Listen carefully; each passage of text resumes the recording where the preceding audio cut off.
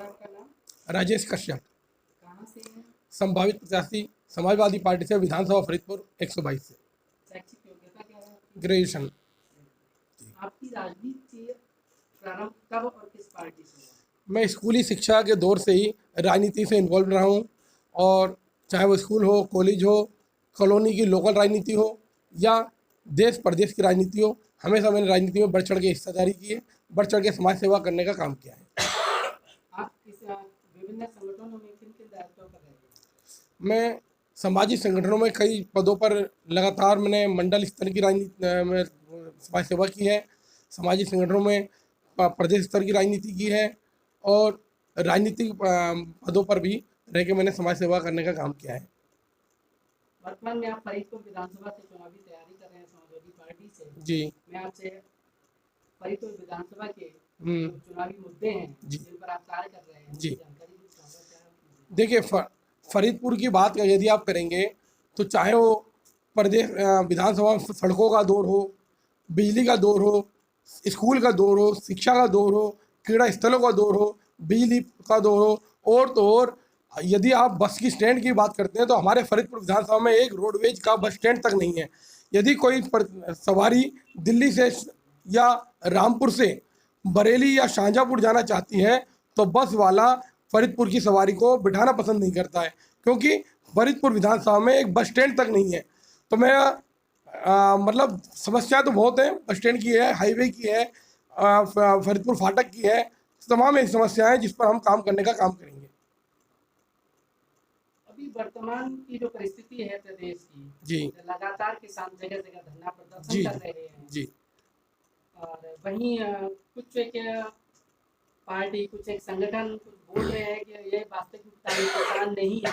जी। इस पर आप क्या कहना चाहते हैं? देखिए, ये तमाम संगठन नहीं कह रहे हैं, सिर्फ बीजेपी, भारतीय जनता पार्टी के जुमलेबाज, झूठे, तानाशाही, क्रूर टाइप के जो लोग हैं, नेता हैं, वही इस बात का भ्रम जनता में फैला रहे हैं कि ये वास्तव में किसान नहीं है। तो आप बताइए ना, किसान नहीं है तो कौन है? कौन है ऐसा जो ज़मीन पर आके आक्रोश दिखा रहा है, ज़मीन पर आके आंदोलन कर रहा है, भूखा रह के, बच्चों को, बीवी को छोड़ के, खेतों को छोड़ कर यहाँ पर आंदोलन कर रहा है? कौन है वो लोग? जी। अभी जो फिलहाल में अभी 2 दिन पहले जी। जो लखीमपुर खीरी में कृषक आंदोलन के दौरान जी। जो विरोध प्रदर्शन कर रहे थे, उस दौरान जो कांड हुआ, जी। उसमें प्रदेश के आदरणीय मुख्यमंत्री जी ने जी। 45 लाख रुपए की घोषणा की है। क्या जी। आप इससे संतुष्ट हैं? जी, लखीमपुर खीरी की जो घटना है, तमाम निंदनीय घटना है। सब समाज एकता दल और समाजवादी पार्टी इस घटना की घोर निंदा करती है, और 45 लाख दो या 45 करोड़ रुपए दो, जिसकी जान गई है वो वापस नहीं आ सकती है। और ये तमाम घटनाएं लगातार प्रदेश में भारतीय जनता पार्टी के लोगों द्वारा की जा रही हैं, तमाम अत्याचार किए जा रहे हैं, तमाम इस तरह की घटनाओं की पुनरावृत्ति की जा रही है। कभी आपने और हमने इतिहास में स्कूलों में पढ़ा था कि अंग्रेजों के शासन में जलियांवाला बाग हत्याकांड में निर्दोष आंदोलनकारियों के ऊपर जनरल डायर ने जिस तरह से गोलियां चलवा के फायरिंग की थी और निर्दोष लोगों की जान लेने का काम किया था, वही पुनरावृत्ति आज भारतीय जनता पार्टी के लोगों द्वारा प्रदेश और देश में की जा रही है। निर्दोष किसानों पर, जवानों पर, विद्यार्थियों पर, बेरोजगारों पर, दुबलों पर, खुजलों पर, शोषित पे, वंचित पे, हर वर्ग पे ये अत्याचार करने का काम कर रहे हैं, उनका हनन करने का काम कर रहे हैं। सर, अगर आप 2022 में समाजवादी पार्टी के द्वारा विधायक बनते हैं तब आप अपने क्षेत्र के युवाओं के लिए क्या नया करेंगे?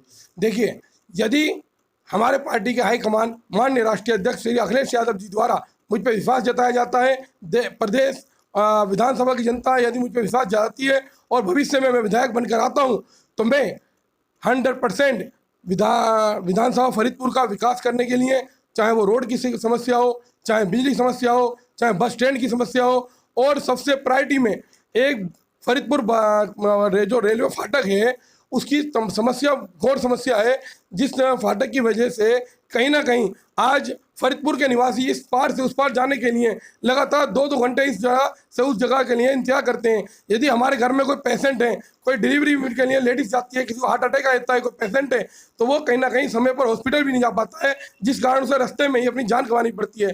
तो यदि मैं विधायक बनता हूँ तो सबसे पहले प्रायोरिटी पे मेरा फर्स्ट काम जो होगा, इस फ्लाईओवर का कुछ ना कुछ ऑल्टरनेट बनाने का होगा।